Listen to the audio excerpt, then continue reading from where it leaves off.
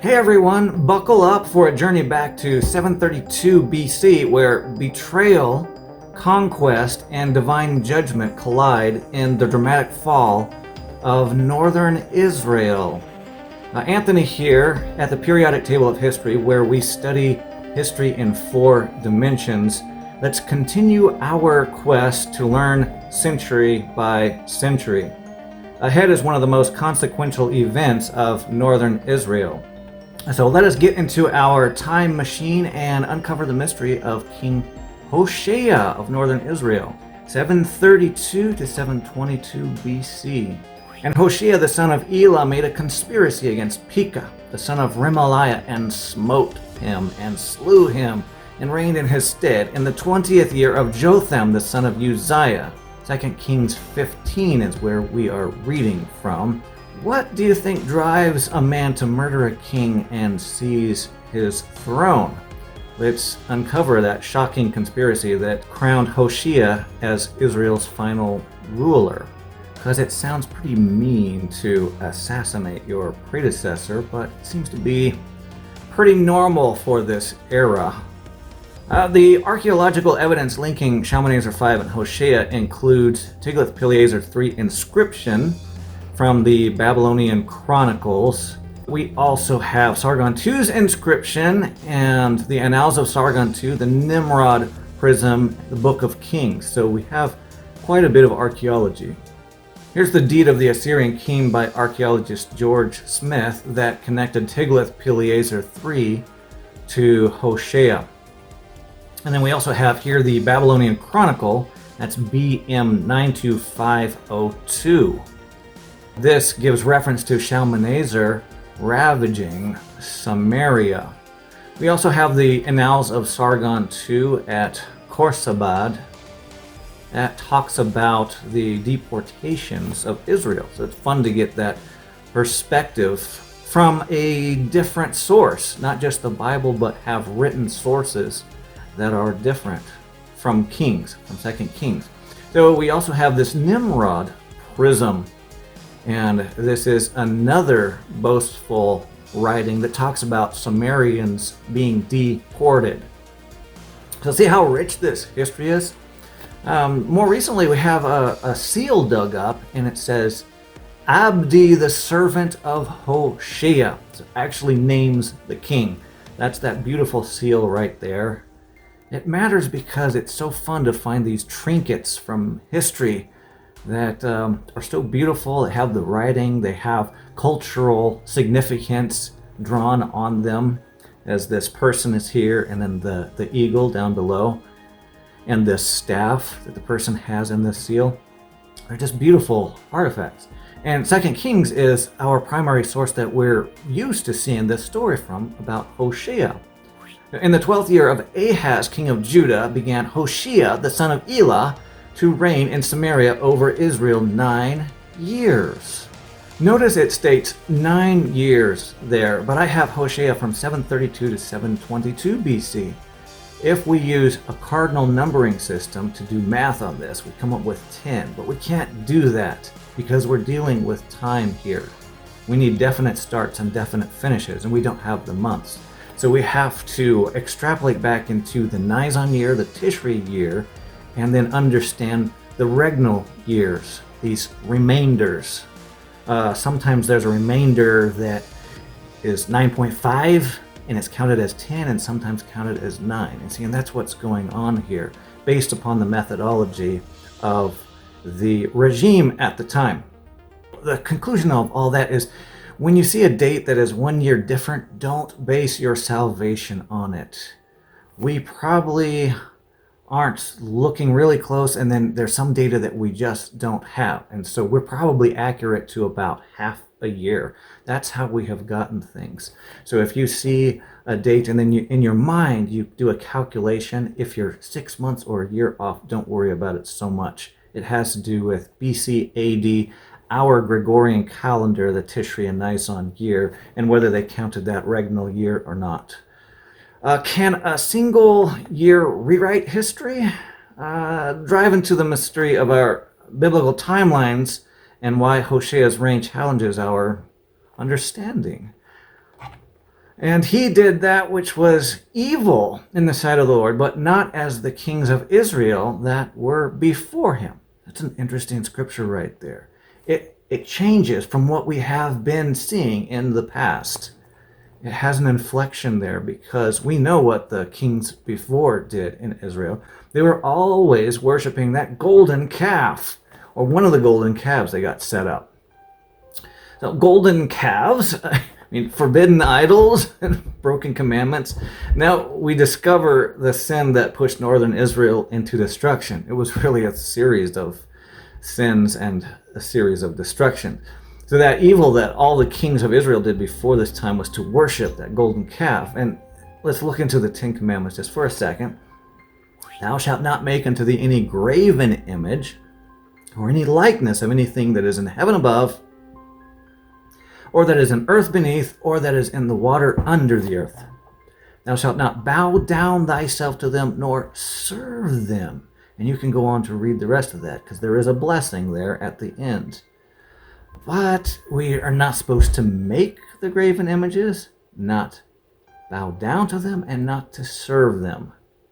And the book of Kings just has this autopsy of ongoing idolatry the whole way down.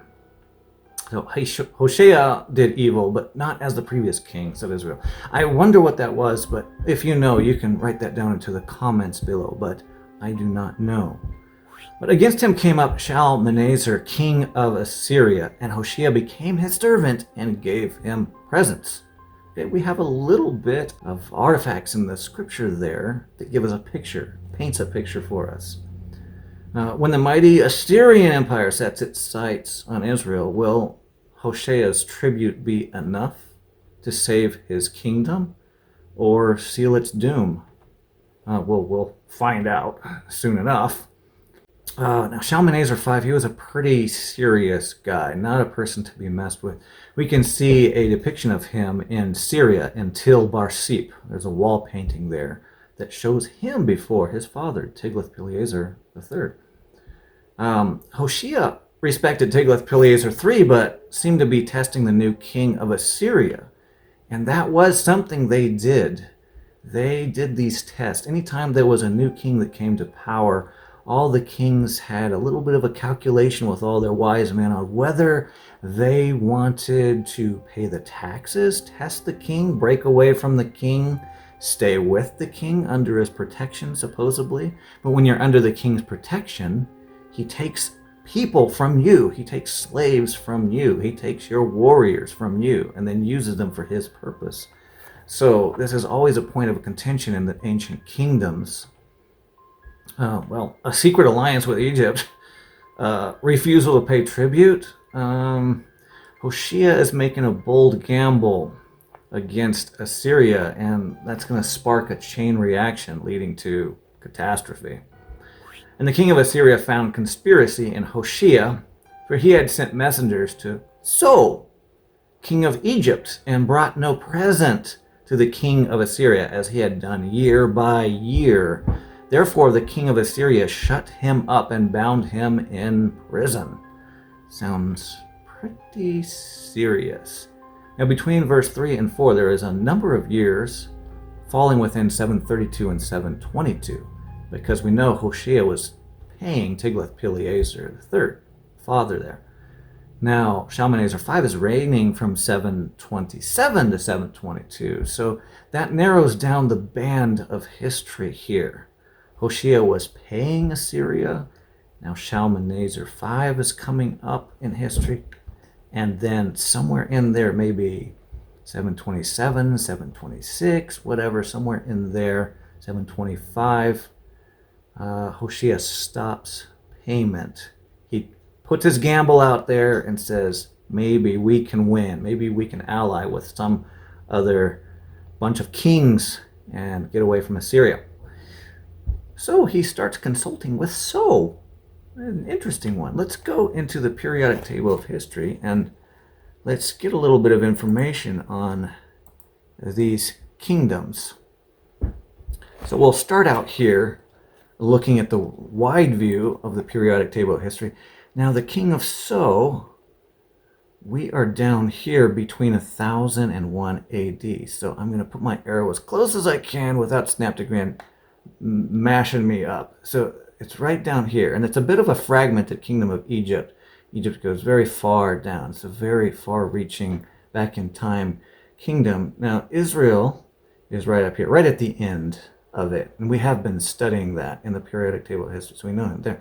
And then, well, it's the end of these Iraq, Iran, Assyrian type kind of kingdoms over here. Also, we can see them breaking right here, but they're not quite done yet. So these are the three regions we're looking at. So of Egypt, and then Hoshea and Shamanazar 5.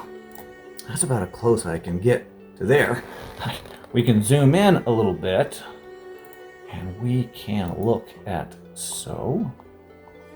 There's a few different people that we can select from. Sarkhan and maybe Tefnachti. So we will look at them for a second.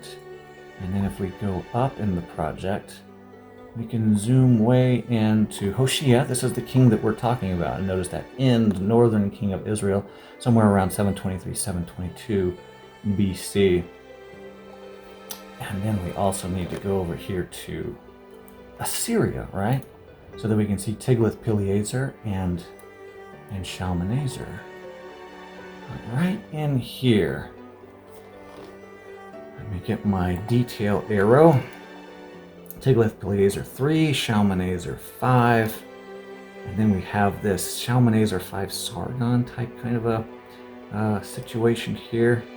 Well, Shalmaneser 5 dies, and then Sargon 2 comes up in the ranks. Some kind of a thing goes on there.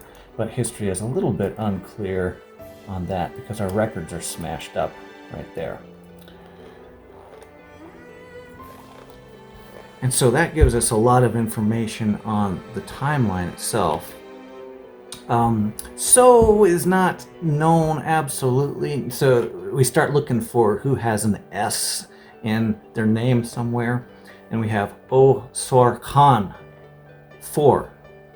And that could be So from the Osor in that. Now, the alternative is Tefnachti of Sais. He's in the Delta, but that city that he is in, Sais, the archaeologists start looking at that and say, maybe that's short for Say, like the king of Say, and then they wrote down the king of So instead of the king of Say, and then could be referring to this Tefnachti. So those are our two greatest pharaohs that might be in there. There's also a pharaoh of Nubia, but he's a little bit farther down, Pia. And so that's, unlikely, but possibility. Since we don't know, maybe there's those three, and so we can just narrow it down about that much until we find a new artifact. We need more young archaeologists to be artifact diggers so we can figure out this mystery.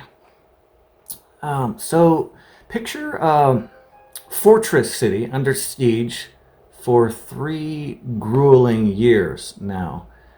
Can Samaria withstand the relentless Assyrian onslaught?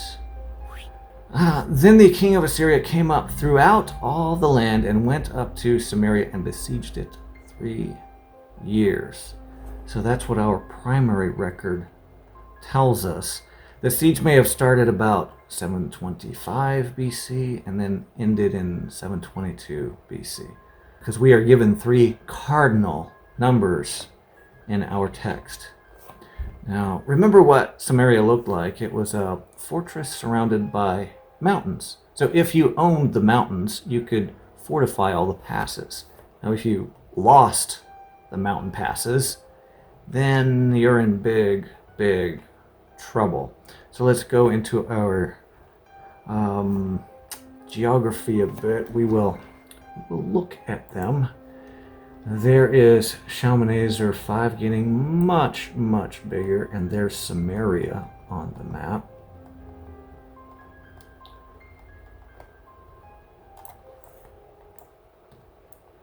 When we zoom right into Samaria, we can get the look of that. Let me take off the boundary of Assyria now.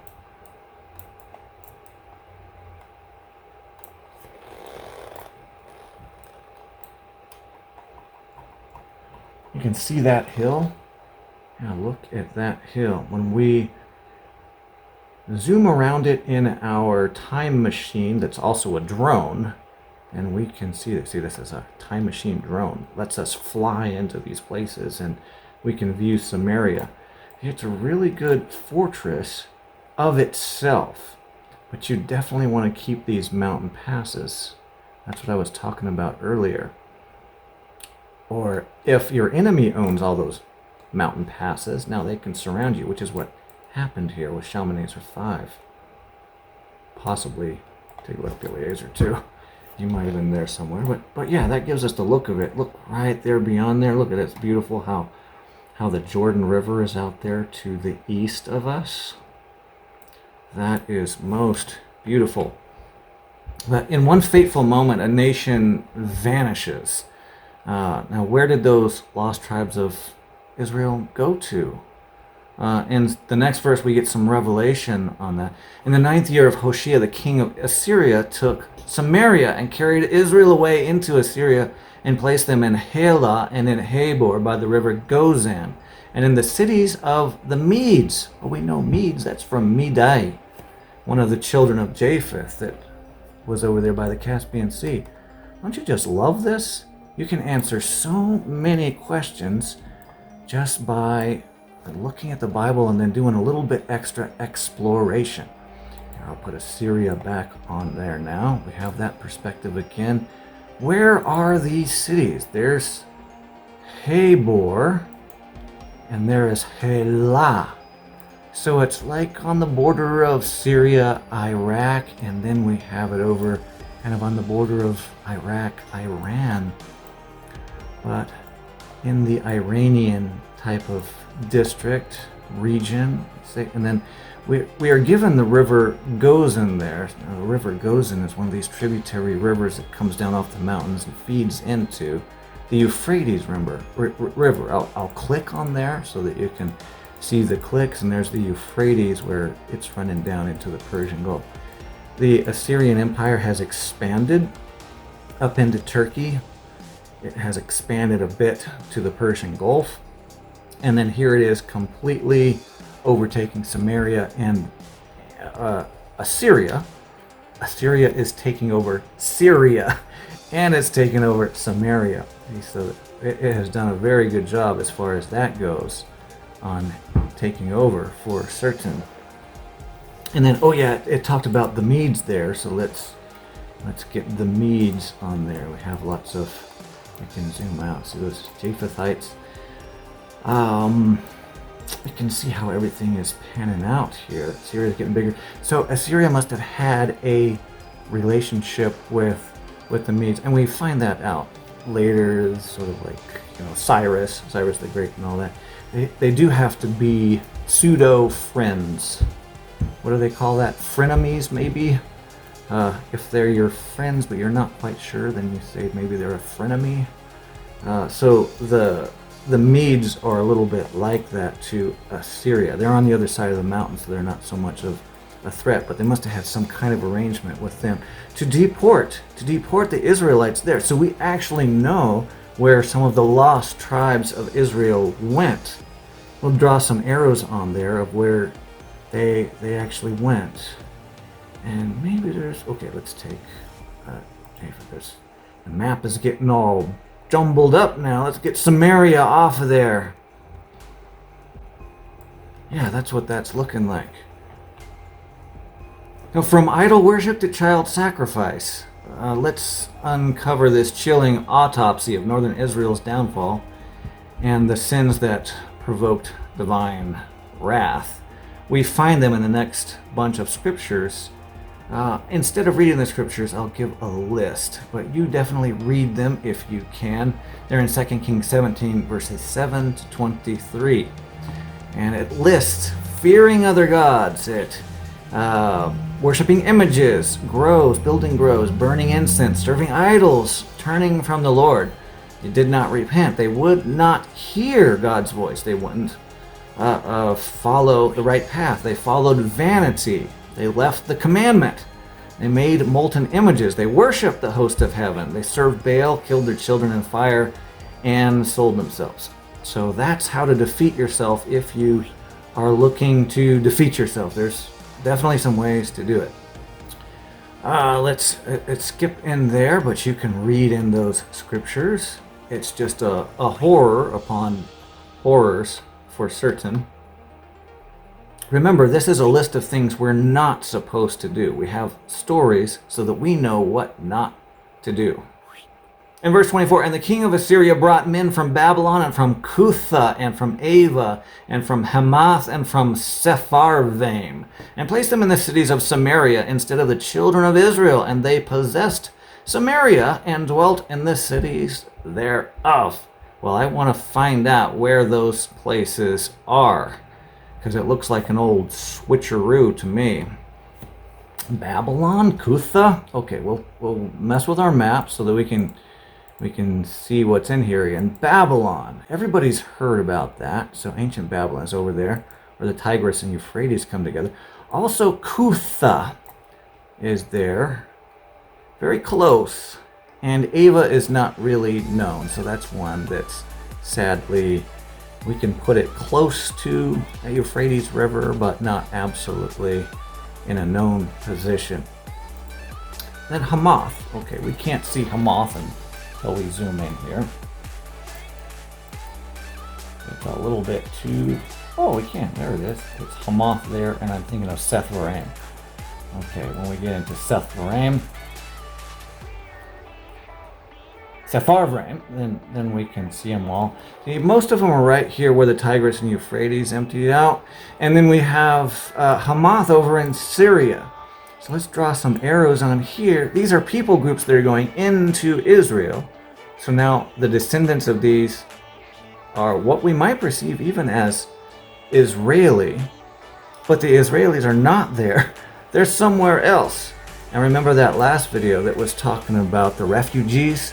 Refugees would have gone all over. They would have gone down into Judah. Let's get Judah back on there. And then up here into Greece and Turkey and Cyprus and Crete, all around there. The refugees would have gone anywhere where they could have felt safe. But this gives us some of the mystery of the forgotten tribes of Israel, the lost, supposedly lost tribes of Israel.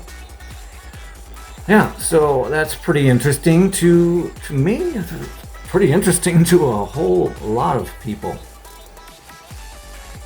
And the story goes on because of these displaced people that lions are sent, and we find that out in verse 25 and 26. So they started having disaster problems. This first problem was one of lions.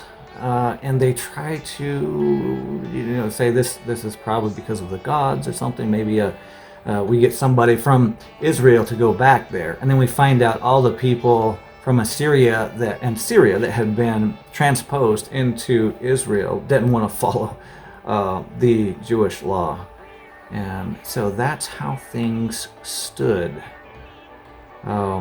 Israelites are in Iraq, Assyrians are in Israel.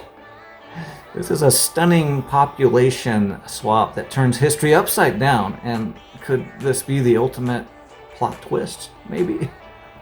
So the Israelites were moved to become Iraq, Iran, and Syria. Syria, Iraq, Iran were moved to become Israel. Some things are too amazing for me. So the Middle East gets caught up in the sins of Canaan, which Israel adopted from the Canaanites, and now the Assyrians and Syrians adopted from the Israelites. In Kings it stated that is the case to this day, and Kings was written in the 500s and the 400s BC when the Judeans were deported to Babylon.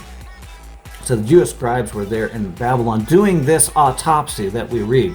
So definitely get out the book of 2 Kings and read on in the Bible so you can look at that autopsy and see how it fares against your life, for sure. Well, does that change any of your preconceived ideas about the throwdown that happened in the 700s BC? So we have the end of Northern Israel, 722, right there. Feel free to write your ideas in the comments section. because there should be many, because this is a very interesting time of history. Like, share, and subscribe. And if you like this video, be sure to check out another one from this channel or another from another archaeology channel. This channel has a great deal of information about the placement of kings in time and space. And thanks for watching, and I'll see you next time. Have a great week.